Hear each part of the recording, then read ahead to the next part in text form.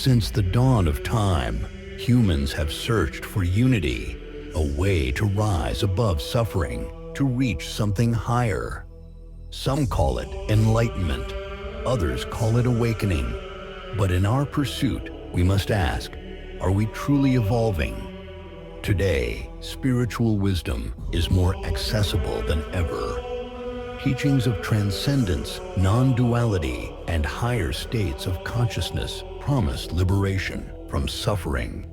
But are these tools helping us integrate and evolve, or are they providing an escape? Ken Wilber, a leading voice in integral philosophy, warns of a phenomenon called spiritual bypassing, using spirituality to avoid dealing with unresolved psychological wounds. A guru may say, detach, move beyond suffering. The ego is an illusion.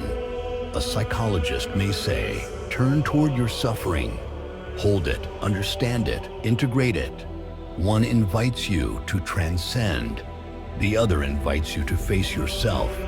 Which path leads to true wholeness? Ken Wilber cautions against the tendency to jump to higher states of consciousness without developing the emotional and psychological self. Many believe, just think positive.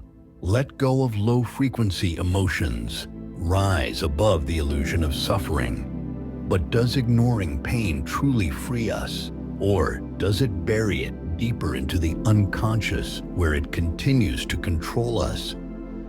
True growth requires integration, not avoidance. Carl Jung spoke of the shadow, the parts of ourselves we reject, repress, or fear. Our grief, our anger, our shame. To transcend without facing our shadow is not awakening, it is fragmentation. Ken Wilber reminds us, spirituality without psychological integration is like climbing a ladder without solid ground beneath it. Psychology teaches us that which remains unconscious controls us. Only by integrating our shadow do we become whole. Some spiritual paths teach that everything is an illusion, that suffering is not real, that there is no self. But if there is no self, who is still feeling pain? If suffering is an illusion, why does it persist? Non-duality can be a profound realization, but it can also become a form of dissociation, cutting us off from our emotions, our responsibilities, and our humanity. Many seek guidance from spiritual teachers, mystics, and gurus. Some guide with wisdom and integrity. Others offer empty transcendence, a promise of awakening without integration. A guru may tell you, you are already enlightened, but a true teacher will ask, have you done the work to embody it?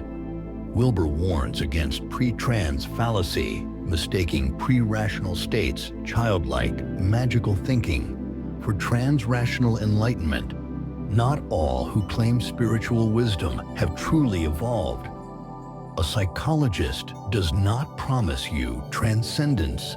They do not promise you instant enlightenment. Instead, they guide you into the depths of yourself, where healing is not about escape, but about facing what is real. Ken Wilber reminds us, spirituality must be embodied. It must include the mind, emotions, relationships, and even the body.